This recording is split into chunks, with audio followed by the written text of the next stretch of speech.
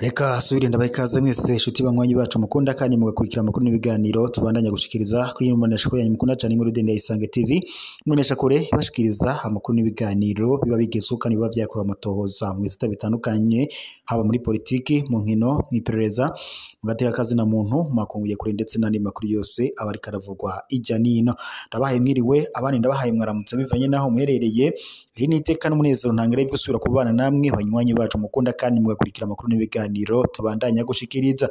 Reka rero mbakengurukire mwese mudukurikira muri mu micungararo igize igihugu cyacu cy'u Burundi, abadukurikira bari mu bihugu bibanyi ndetse n'abari mu makungu ya kure mwese ndabahaye kaze mu makuru yacu y'aka kanya. Amakuru yihuta, amakuru kubiriko biravugwa kubihejeje kubera ngaha mu mugwa mukuru wa politiki Igitega, n'amakuru rero hambaye turi buze kugaruka ko akaba ari amakuru rero araza gushimikira ku ngingo nkuru zikurikira. Kuri uyu mugoroba ibura riraguye mu mugwa mukuru wa politiki Igitega, aho biri kuvuga ko kuri ubu ngubu Godefroid Niyombare ndetse yamaze kwifatikanya n'umushikiranganje wa mbere w'u Burundi Gervas Ndirakobuca mu bashaka kunyeganyeza igihugu ndetse bashaka gufata intwaro ya Perezida Evariste Ndayishimiye.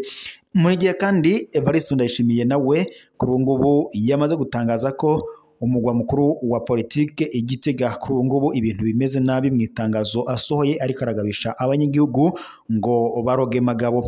Hamagaje muri eta majoro ngo bacunga umutekano kuko ibintu byamaze kuyangara ngaha mu gihugu na cyane mu mugwa mukuru wa politiki Igitega. Godefroid Niyombare muramuzi ko yamye aravugwa mu basize bagize uruhara muri coup d'etat yakorewe uwari perezida mu mwaka wa 2015 Petero Nkurunziza ndetse nabo bari bavadikanyije mu mugambi wo gutembagaza ubutegetsi. Uyu rero yaciye ahunga ariko yaramye aravugwa cyane mu mabanga muri politiki y'u Burundi. Undi rero utariko uravugwa neza n'umushikiranganje wa mbere w'u Burundi Gervas Ndirakobuca, aho ndetse ngo iyo bari no mu bashaka guharanira ikibanza c'umukuru w'igihugu mu matora yimirije umwaka wa 2027. Ni mu gihe Gervas Ndirakobuca avuga ko yashizwe mu mabanga yo kuba umushikiranganje wa mbere w'u Burundi, ubwo nyene yarasubiriye Arengiyombe Bunyoni. Ubwo Arengiyombe Bunyoni we yapfungwaga yagerezwa gushaka kugandagura umukuru w'igihugu ndetse no kunyenura amatungo y'igihugu.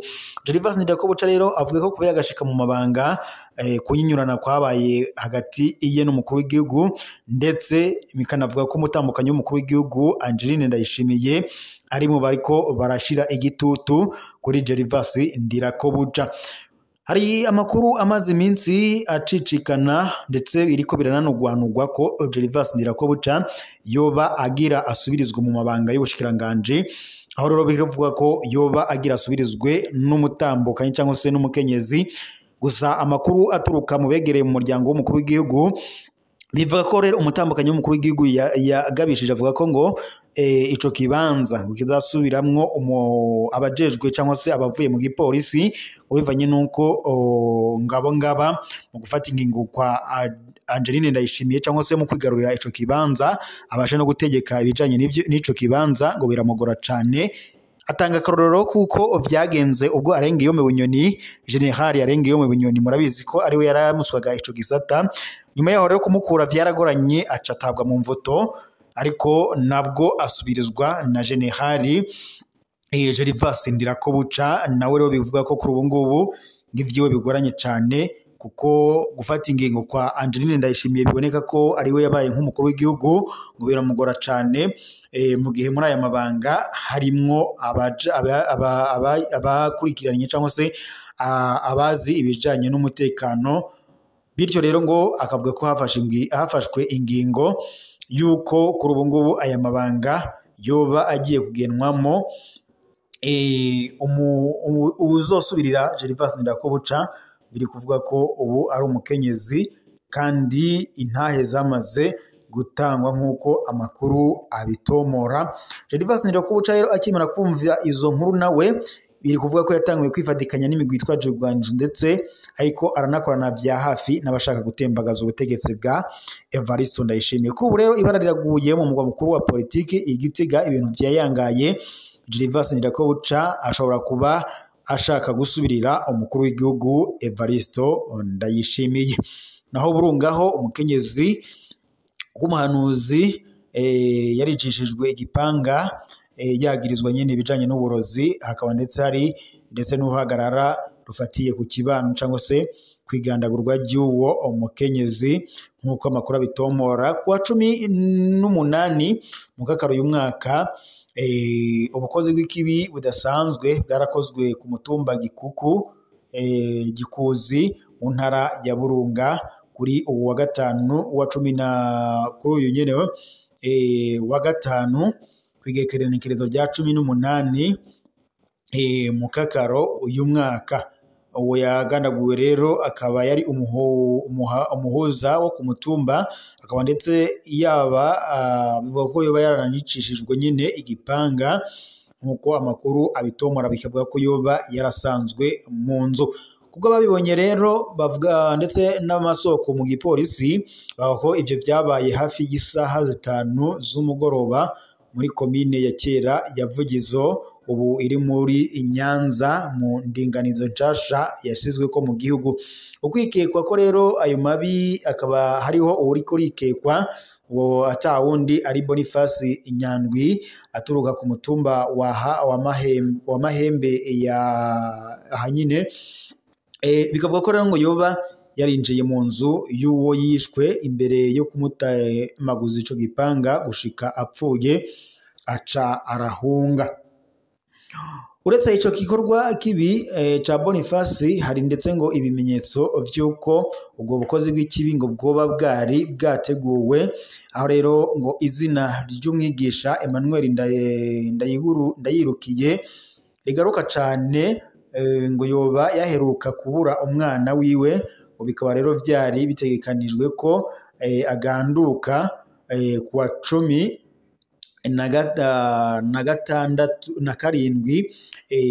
nk'uko amakuru abitomora nyene. Kubwo abatari bake rero babibonye twavuganye bavuga ko uwo mwigisha ngo yoba yarashikirije amajambo avuga ko ngazoganduka ariko ngo umukenyezi nawe atakiriho. Ayo majambo rero akaze yumvishijwe nabo mu kibano, ashimangira ko ngo hoba hateguwe kwihora, ngo birimo ndetse no kwizera amatengetenge. Ako rero ako karere kandi kamaze umwaka wose kari mu ruhagarara rwo kwikekana uburozi abanyagihugu, aho bavuga ko rero hahamagawe abahanuzi baturuka abatutumizi babita abatutumuzi baturuka muri Tanzania. Ibyo byatumye kandi haduka ukwagirizwanya k'uburozi ndetse binatera n'uruhagarara mu kibano hamwe ndetse n'amabi atandukanye. Abakuru b'imitumba bakaba rero ari abakozi ba leta, abigisha hamwe ndetse n'abihebeye Imana, ngaha bakaba bagirizanya ibijanye n'amarozi. Muri ubwo buryo kandi uwo mukenyezi yagandaguyemwo vyama bikorwa cane, aya mabi afatiye kuri ibi bintagazi yama yibonekeza. Mu Burundi abahuza bo ku mitumba barafise uruhara rukomeye cane mu gutorera amatati umuti yibonekeza mu kibano, akenshi yanafatiye ku matongo canke mu kibano. Abo rero batowe n'ikibano bashira imbere ibiganiro ndetse no kunywanisha abanyagihugu, ariko mu gihe urwikeko rwabaye rwishi abo bahuza akenshi babonwa nk'abansi na cane cane babangamira bamwe ndetse n'abandi. Kubw'amadosiye rero akomeye, ibyo ngo bituma babangamirwa cane nk'uko vyerekanwa n'igandagurwa ry'uyu mukenyezi. Abajejwe intwaro n'igipolisi muri komine Nyanza basaba abanyagihugu kwirinda ibihuha ndetse no kwihora. Ubutungane ngo buca mu nzira zitegekanyijwe neza n'amategeko, si ubwicanyi, niko uwo mu ndongozi zo muri iyo komine yashikirije. Igipolisi kivuga ko bizobandanya amatohoza kugira ngo hamenyekane umuco ku bakoze ico caha. Ku mugoroba wo kuri uwo wa gatanu nyene, Boniface Nyandwi